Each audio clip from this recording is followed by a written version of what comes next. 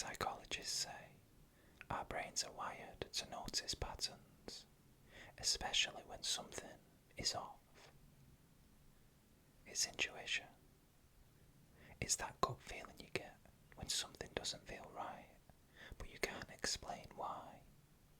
Here's the most disturbing part. Some people trust that feeling just in time to save themselves. Others ignore it and end up face to face with someone or something they weren't supposed to.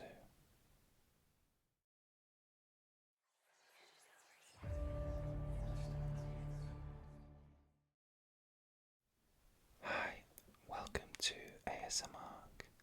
I hope you are doing well. Today's video will be a compilation of scary stories from Reddit, all whispered. Let's not waste any more time and get straight to it. This happened to me about 7 years ago, and I've told maybe 2 people about it.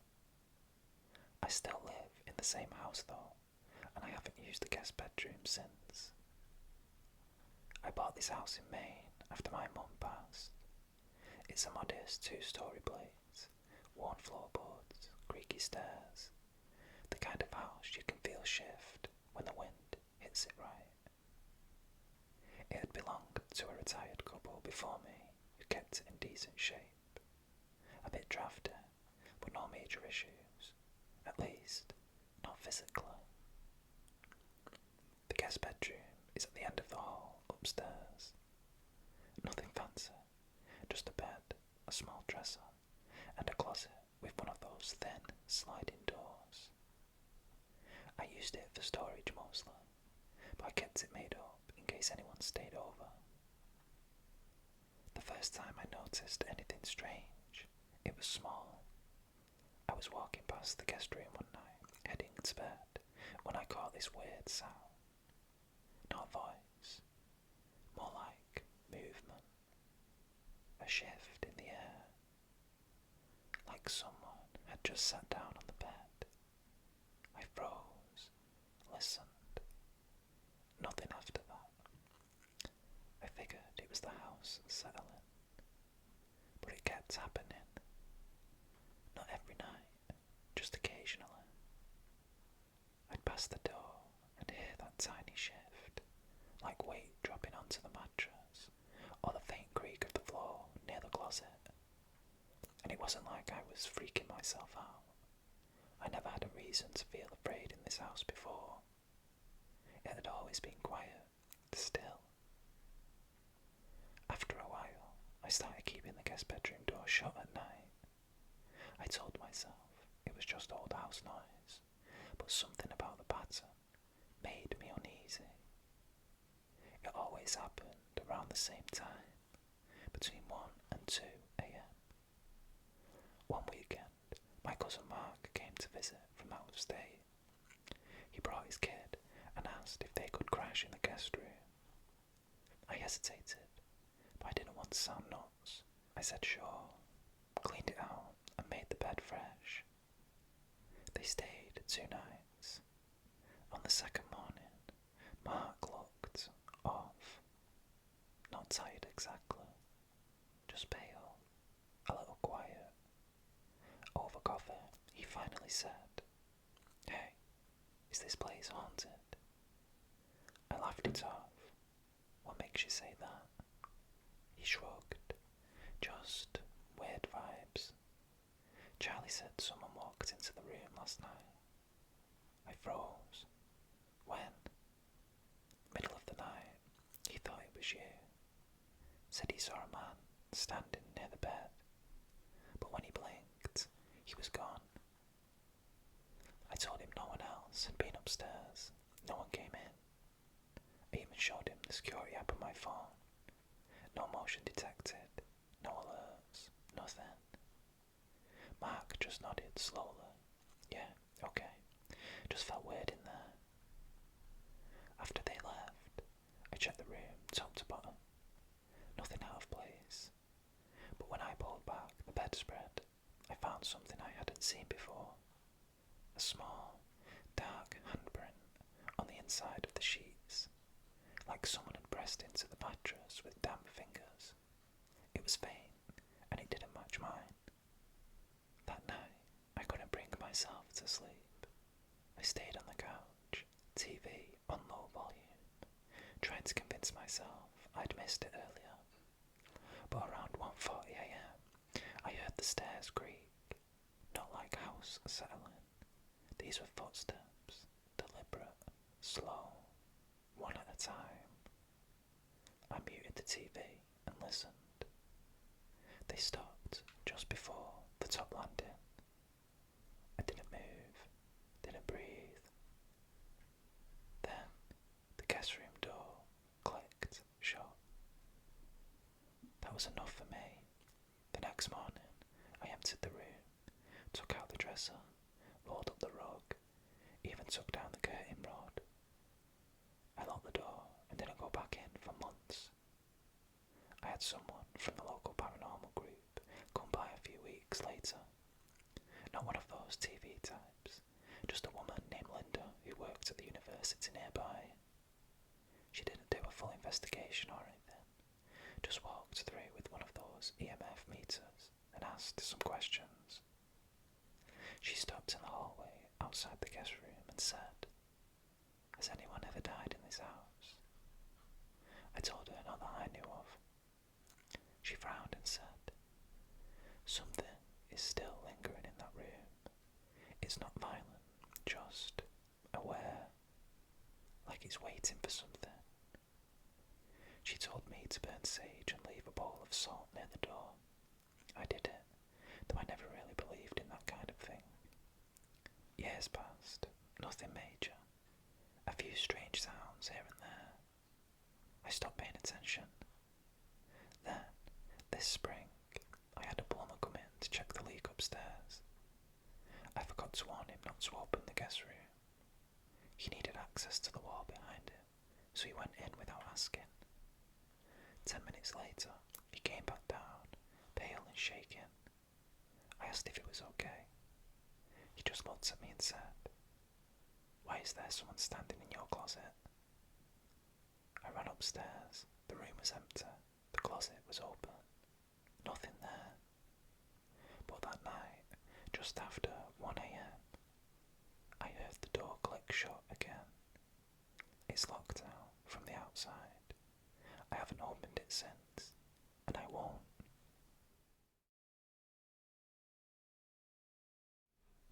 I'm not someone who usually buys into ghost stories or creepypasta. I work nights, and I've been alone in my fair share of parking lots and gas stations, and weirdos don't rattle me like they used to. But something happened to me last fall that I haven't been able to shake.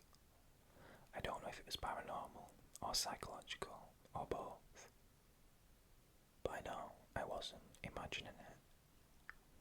I live in a smaller city in the Midwest. Not a lot of public transit, so I bike pretty much everywhere, especially since my car finally gave up last year.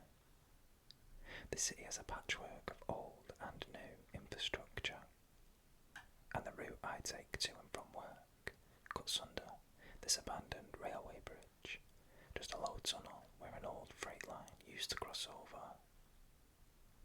The concrete's cracked and the paint's peeled, but it's a straight shot and it saves me 10 minutes, and up until last October I never thought twice about using it. The first weird night was a Thursday, I think. I'd stayed late for inventory, and by the time I left, it was just shy of midnight. I remember because the clock at the corner bank flashed 11:44 as I drove past. The city was quiet, just that kind of dead calm you get when everyone else is asleep and the traffic lights keep cycling for no one. I hit the tunnel like always, head down, earbuds in, tired, zoning out. About halfway through, I felt something that made me pause my music. I couldn't explain it. It wasn't a sound, not exactly. More like a presence. That's such a loaded word, but it's the best one I've got. The hairs on my arms lifted. My stomach went tight. I stopped pedaling.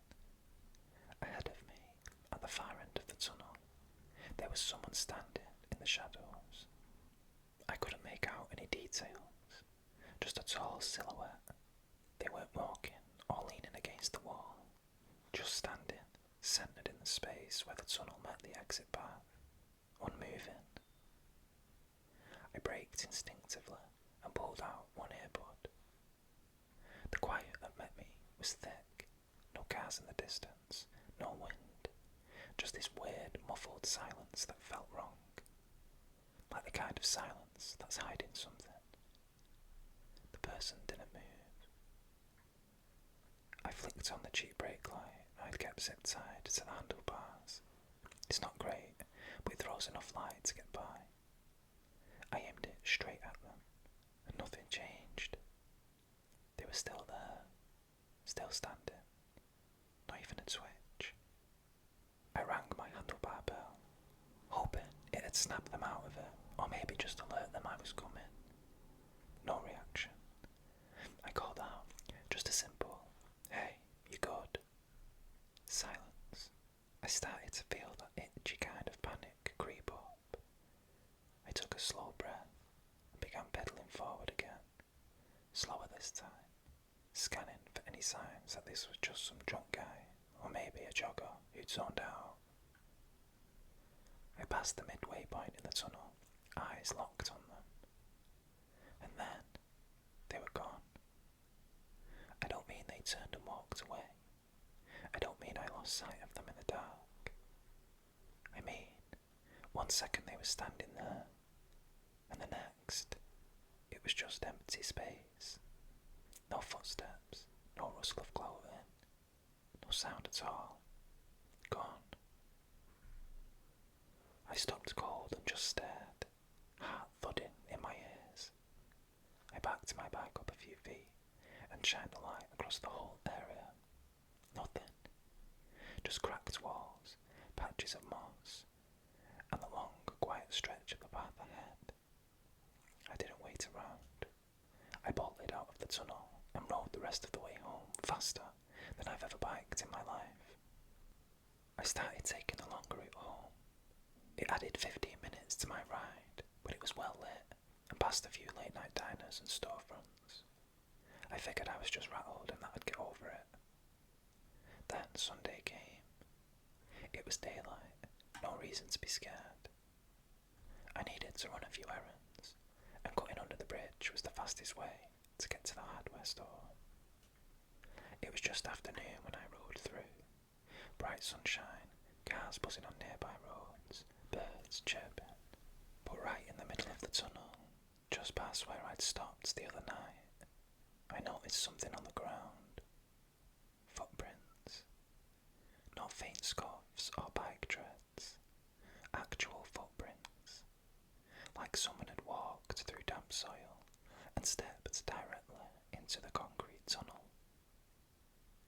6 perfect steps, each one evenly spaced, leading from the centre of the tunnel toward the far end. And then they stopped.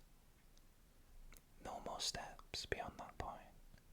No backtracking, no smear marks, just 6 steps, size 12s maybe, deep enough that the edges were clearly defined. They didn't look old or weathered. I looked around. No mud nearby. No puddles. The tunnel was bone dry. There's no reason someone's shoes should have been that wet or that precise. I got off my bike and crouched down. I held my hand just above the nearest footprint. It felt colder than the surrounding area. I don't know if it was my mind playing tricks or if it was real, but something about it made my skin crawl. I stood there staring for a full minute before I got back on the bike. I told myself maybe it was a construction worker or a prank or something else that made sense. But that didn't explain why they started and didn't finish. No footprints leading in, no footprints leading out. Just 6 ending mid-tunnel. I started looking online. I didn't post anything, but I searched the tunnel name, Reddit, Facebook groups, Nextdoor, even the local news archive. I found one post buried deep in a 6-year-old thread about weird spots in town. A user with a now deleted account had commented something like, "Anyone else get creeped out riding under the old railway tunnel on Stone Hill? Saw something there last year that I still can't explain. Tall shape, didn't move right. Gave me the worst headache of my life. Haven't been back since." No replies, no upvotes, nothing. But it hit too close. It's been months now. I've stopped riding altogether, to be honest. I take the bus when I can. I avoid that part of town unless I absolutely have to go near it. Sometimes I think about going back, just to see if the prints are still there. Maybe bring a camera, try to be rational. But a part of me knows better. That thing, whatever it was, wasn't just passing through. It was waiting. And when I saw it saw me too.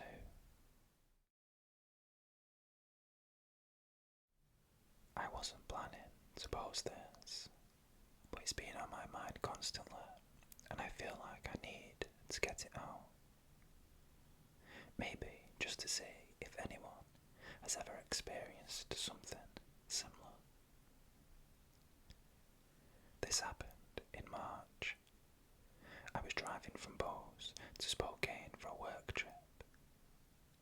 Not a super long drive, but I broke it into 2 days because I was recovering from flu and didn't want to push myself. Around 8:30 p.m, I pulled into a rest stop just past Lewiston. One of those really basic ones, just a row of vending machines, a couple of picnic tables, and separate restrooms for men and women. No staff, no attendants, just a blue rest area sign on the highway, and a small parking loop off the main road. There were only 2 other cars there when I pulled in. One was a beat-up little hatchback with nobody inside. The other was a white pickup truck parked nose in towards the woods, a little off the trail from the main lot. Windows were too tinted to see inside.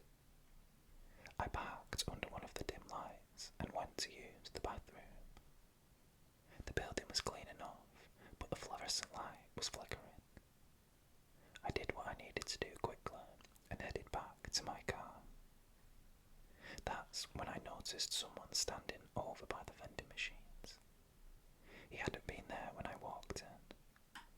I assumed he'd just arrived, but I didn't hear a car pulling. He was tall, wearing jeans and a black zip-up hoodie with the hood up.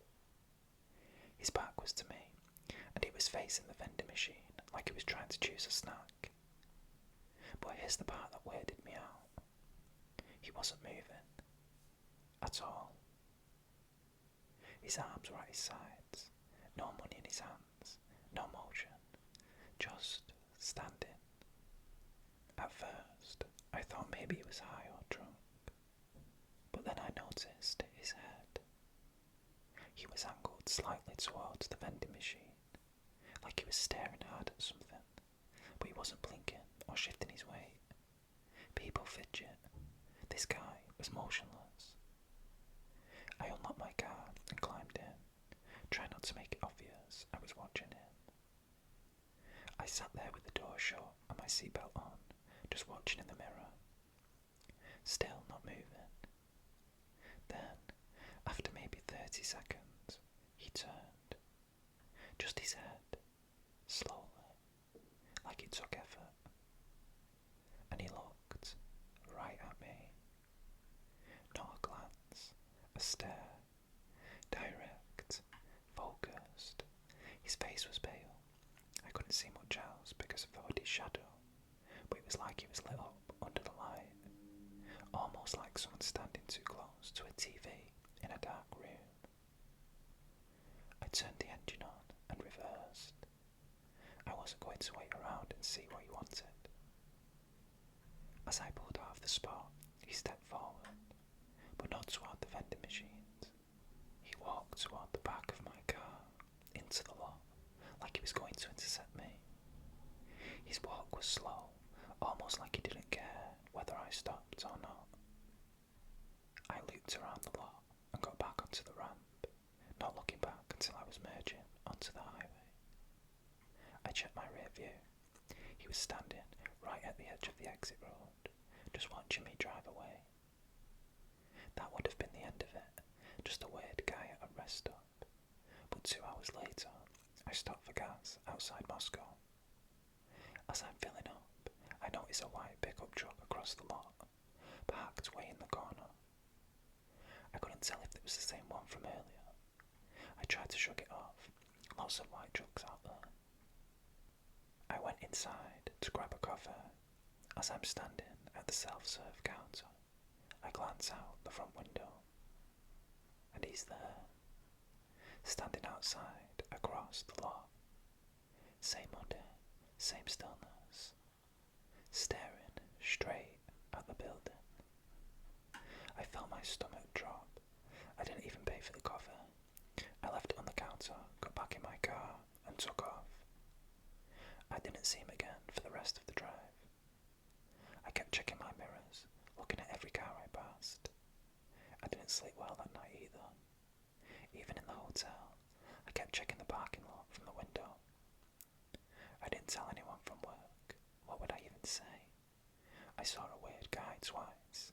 They'd just think I was being paranoid.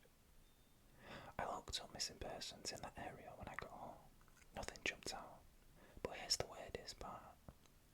A few days later, when I got back, I checked Google Street View on a whim. I wanted to look at the rest stop again, see if maybe there were cameras or anything I'd missed. The image was from the year before, and the same white pickup truck was in the exact same position. No one in the photo, just the truck. Maybe it's just a coincidence, but I don't use rest stops at night anymore. I was working for a private land management company in northern Georgia about 6 years ago. Basically, we were paid to assess remote properties, logging impact, soil, wildlife counts, stuff like that.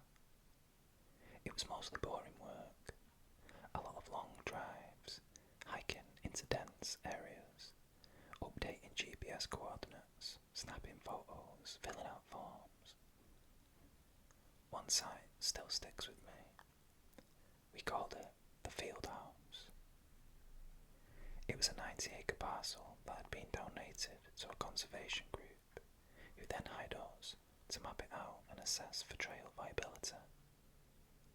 It was way out there, no paved access, just a narrow gravel road that turned into forest once you passed an old iron gate.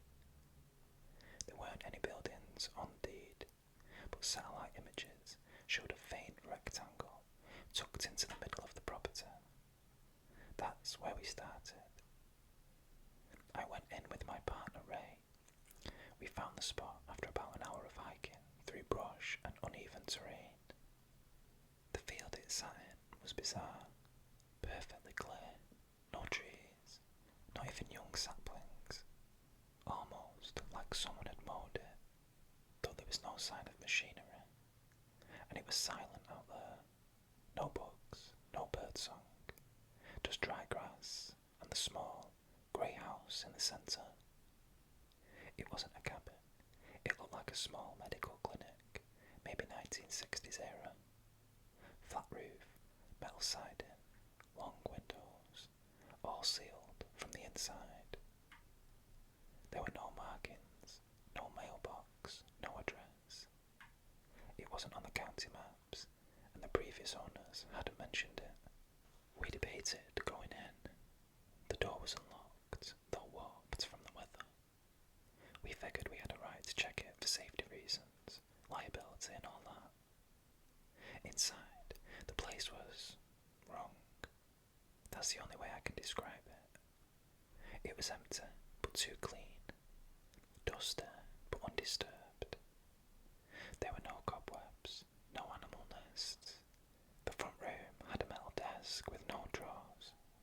Behind that, a small hallway with 3 doors, 2 open, 1 shut. The open rooms were bare. One had a bench bolted to the floor. The other had a large sink, like something you'd see in a science lab. The last door, the shut one, was locked. Ray tried to jimmy it open with a pocket tool, but stopped halfway through and said, "Let's leave it." I asked why. He didn't answer, just turned around and walked out. I followed him, confused, thinking maybe he'd heard something I hadn't. Once we were back in the field, he looked off, sweaty and pale. Said he had a migraine, which he never got. We finished up the rest of the site, but didn't mention the building in our report. Ray didn't want to make a thing, and honestly, I was happy to pretend we hadn't seen it either. A month later, Ray quit the company without giving a reason.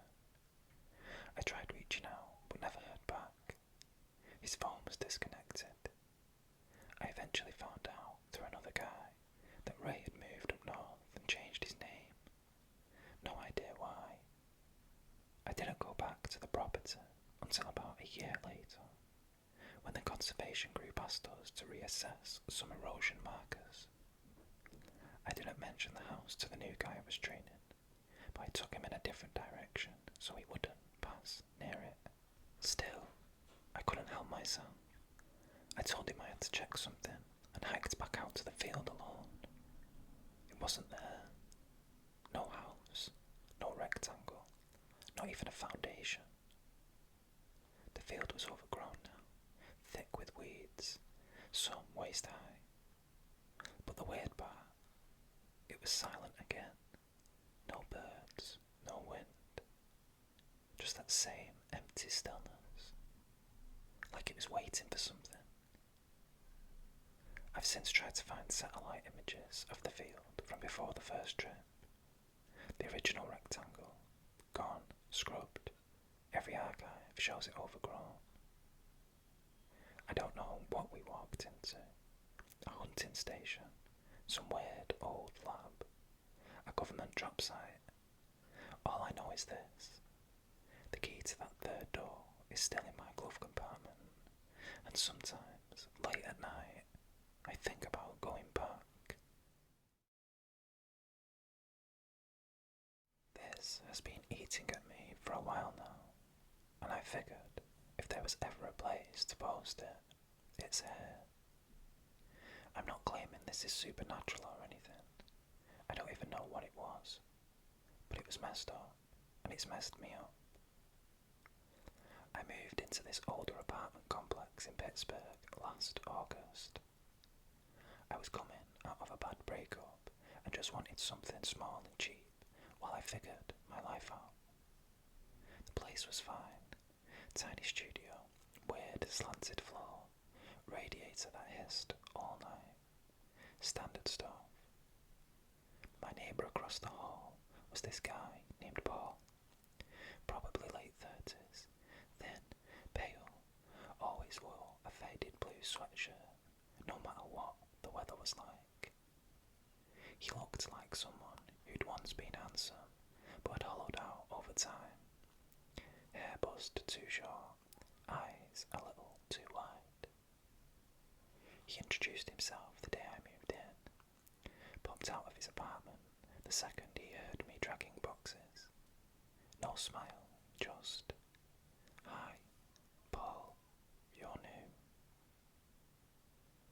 I told him my name and shook his hand. His grip was too firm. I remember thinking he blinked less than normal. He didn't offer help, didn't make small talk, just said, "We keep things quiet around here," then closed the door. Okay, whatever, some people are weird. But over the next few weeks, I noticed something off. I never once saw Paul leave his apartment. Not for groceries, not for work, not even to check the mail. But I'd hear him, shifting around at night, pacing slowly, never loud, but just enough that it kept me awake sometimes. Then, there were the times I'd open my door and he'd be standing across the hall, key halfway in his lock, not moving, like he'd frozen mid-motion. I'd mumble something like, "Hey man," and he wouldn't respond, just stare. Eventually, he finished unlocking his door and he'd go in without a word. I tried not to dwell on it. People are weird. Maybe he had a condition. Maybe he works from home. Whatever. Then one night in October, I woke up around 2 a.m. to this sound, like someone scratching lightly at my door. Not knocking, scratching, slow and rhythmic. I froze. It went on for maybe 10 seconds, then stopped. I got up and looked through the peephole. Paul was standing there, not facing me, just standing sideways, like he'd been walking past and stopped right in front of my door. His hands were at his sides, no expression, no movement, just still. I didn't say anything, I didn't open the door, I just waited. Eventually he turned, again slow, and walked back to his unit. The next morning, I ran into the landlord downstairs and casually asked about him. "Paul," he said, frowning. "Yeah, he's been here a while. Quiet guy, pays rent on time. Why?" I just said he seemed odd. The landlord shrugged. "He's harmless." A few days later, I bumped into the guy in the stairwell. He looked exhausted, skin blotchy, eyes bloodshot. I finally asked him, "Hey, do you work nights or something? I always hear you up super late." He tilted his head slightly. "I don't sleep." I laughed awkwardly. "What, like insomnia?" "No," he said. "I haven't slept since 2019. Then he smiled. Not in a creepy horror movie way, just a small, flat, tired smile. And then he walked off. I started sleeping with the deadbolt on and a chair propped under the handle, just in case. Then in December, I had to fly home for the holidays. I was gone about 10 days. When I got back, nothing seemed off, until that night. I was brushing my teeth when I noticed something weird. A sliver of torn duct tape on the inside of my bathroom mirror. Like it had been taped down and then hastily ripped off. I pulled at the corner and the whole mirror came loose. Behind it was a small hole in the wall, just big enough to fit a phone through. There were scratches around the edge of the drywall and an old chewing gum wrapper folded inside. I checked the other walls, nothing, but that one detail ate at me. I hadn't noticed the tape before I left. The next morning, I knocked on Paul's door. No answer. I tried again that evening. Still nothing. But I could hear faint movement inside, like shifting feet, soft breathing. The next day, I called the landlord and said I was concerned. He said Paul had paid the month before, but hadn't answered his emails in a while. He said he'd check on him. 2 days later, there were cops outside. I don't know everything they found, but from what the landlord told me, Paul was gone. Apartment was empty. No note, no forwarding address. The place had been stripped, like someone had packed in a hurry. But here's the part I can't stop thinking about.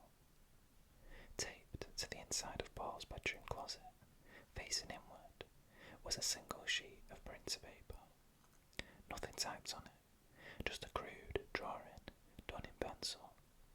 A sketch of my apartment door, just the door, and a small stick figure standing